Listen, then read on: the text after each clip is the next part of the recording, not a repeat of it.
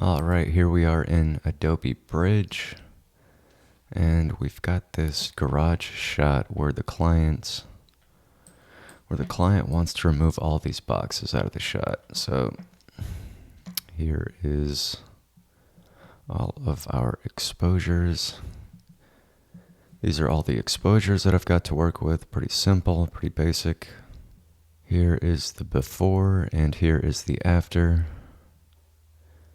Again, it's a pretty simple shot. It's not that complicated to do.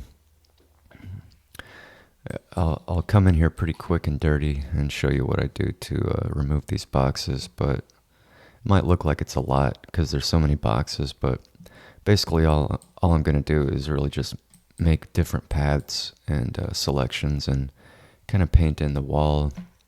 And then I take this existing area of the floor, basically stretch it up just enough to cover this area up to the wall right here. And then I'll use different paths to kind of cut out the car, cut out the Porsche and all that. And, this is the end result right here. The clients didn't say anything about removing the electrical box up here near the ceiling. Probably should have done that, but, this was a pretty big property and there were many other shots that I had to edit. So this is all I did for this shot, but we'll get straight to it. So I'm going to go ahead and use this one, bring this over into Camera Raw, make some quick adjustments, adjust the color temperature, the contrast. I'll go ahead and grab this one, kind of use this one as my darker image. Go ahead and drag that onto this document. I'm going to resize this down to about 4K. And I'll just save that out. And I'll apply a mask. Use a soft brush, opacity at 30%, flow at 30%, hardness at 0%. And then I'll just start painting this into the areas that are just a little bit overexposed. Don't want to go too crazy here. And I think that's good for now. I'll go ahead and merge all onto a new layer. And I'll come in here with a path and I'll just get to work on this wall right here. There's a little bit of camera shake. That is the fault of the cameraman. Not a big deal, but it would be great if there was no camera shake. No camera shake is always the best. But in this case, it'll be fine. So I'm just coming in here, really just focusing on this wall. And this doesn't have to be absolutely perfect.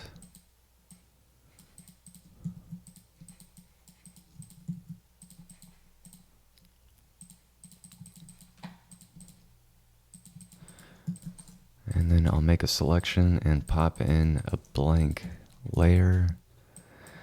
And I'll select this color up here. I'll increase my opacity. Select this color up here and then select a darker color down here. That way I've got these two different colors up here. One's light, one's dark. Yeah, all right. Now I can just come in here and just start painting this out. You don't have to be amazing at painting or anything like that. This can be pretty basic and rough in the beginning. But just try to focus on how things actually are when it comes to the shadows and lighting of the scene itself. If you are going to be doing any kind of painting and things like that, you do want to match things and make it as realistic as possible.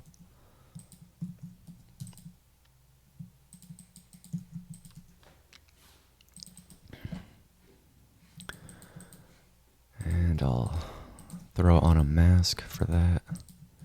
And then paint this out. That way I don't have that hard edge right there. Do the same over here. There's another edge right there.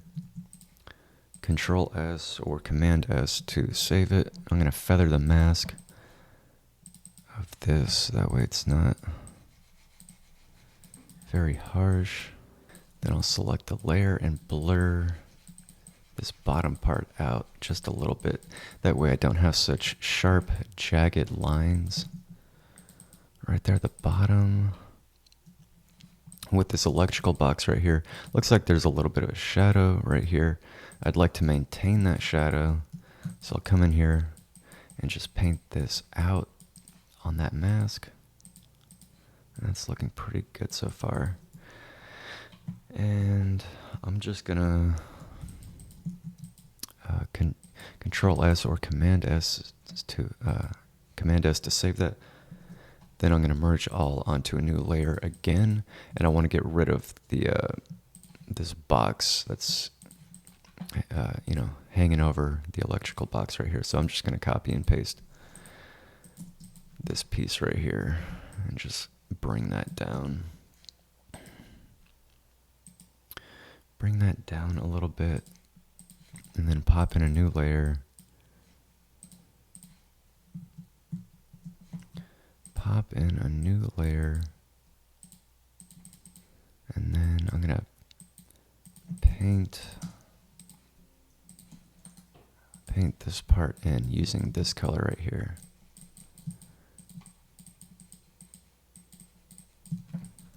And that's decent. I'll select that, select this layer, make sure you're selecting the right layers that you want to adjust, and I'll just erase that, that's fine. Pop in another layer, and again, I'm getting this shadow right here from the box itself, so I'd like to get rid of that shadow. Whoops. Select that layer. Copy and paste it, put that at the top. I'm going to drag this down, pop in a mask and paint this out. And yeah, it's still pretty dark in that area, so I think I'll just make a selection or a path around this. I was going to try to maintain, I don't know if you can see it on your monitor, but this area right here where my cursor is at, this little bevel that's around, I was trying to maintain that, but it's not that big of a deal if I lose it. So what I'm going to do is I just made a selection, and then I inverted the selection, popped in a new layer, that way I can paint outside of that, and I'm just going to paint this out pretty much. I think that it'll be fine if I lose that detail. It's not that big of a deal. Come back in here. Delete that. Actually, you know what? Now that I'm looking at this, this is still dark, and I really don't like that, so I'm just really going to town here. Going to town with this electrical box, put in way more work than I really need to, but it's really annoying how that shadow really darkened everything on the right hand side. I'd really just like to lighten things up. I'm just gonna select all these and merge them together. That way I can just easily come in here and do that. That's fine. Yeah, that's good enough. And I'm not worried about the ability to go back and make adjustments if I really need to. So this is a pretty destructive workflow. But in most cases, I really don't care to come back, because for me personally, I know that once I make all the edits and stuff, I'm pretty much done. I'm really not going to come back and do anything else. 95% of the time, I really don't need to come back.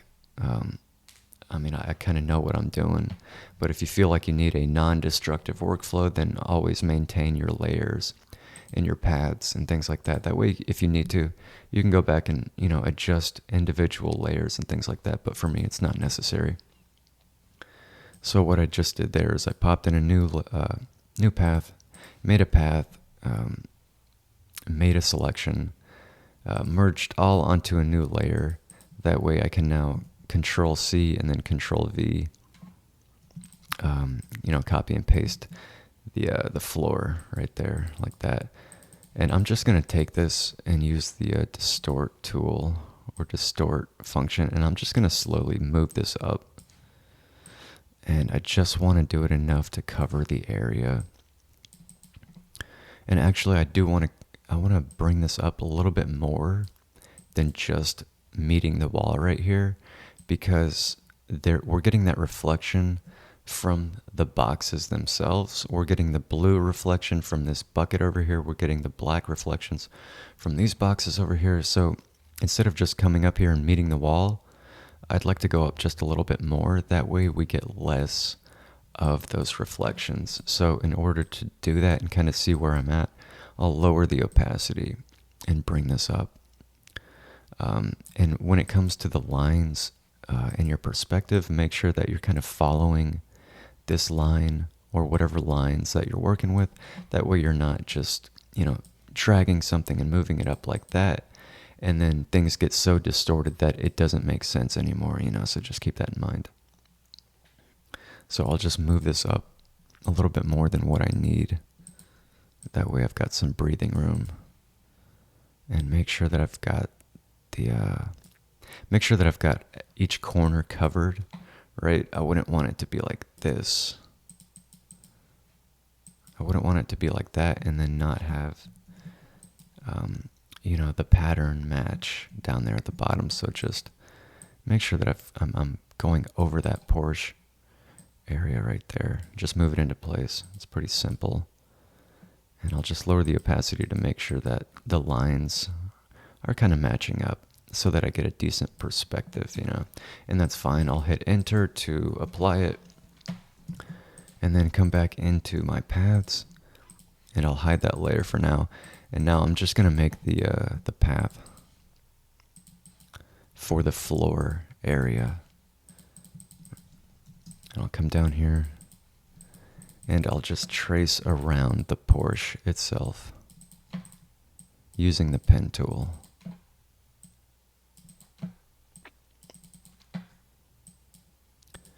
And take your time whenever you're doing stuff like this, so that you get good curves and it looks accurate as to how things are actually shaped.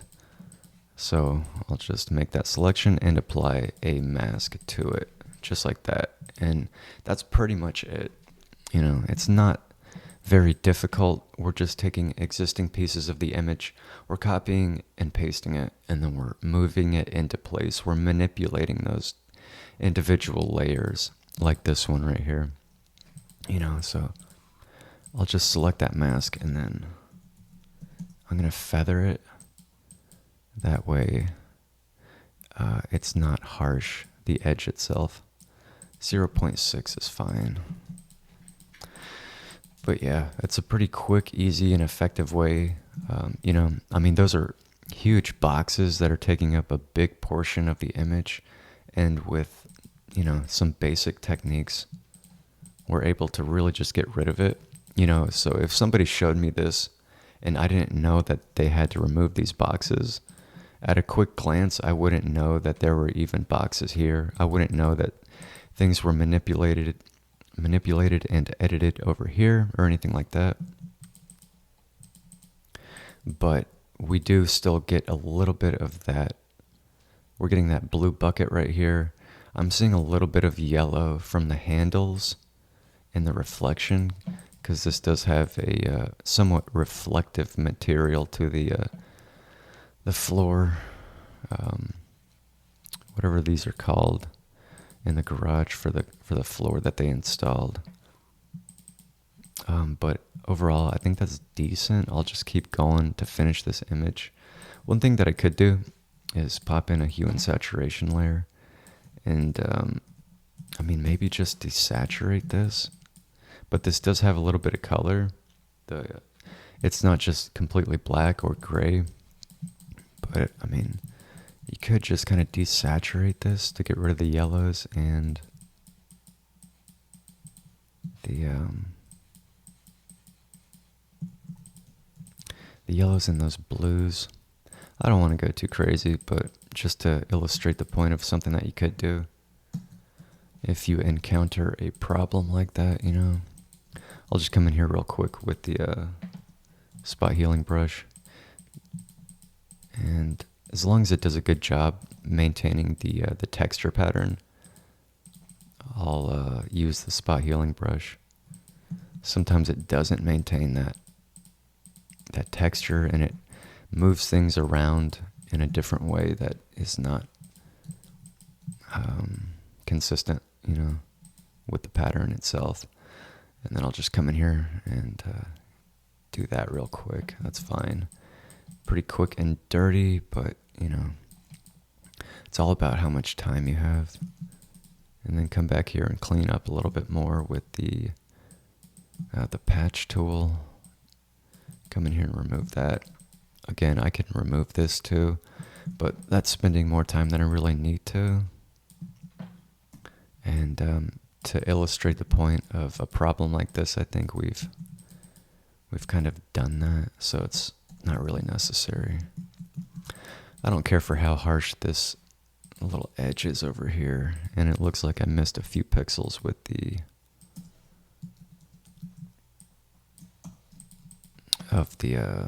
box that was kind of over here in this area. That's fine.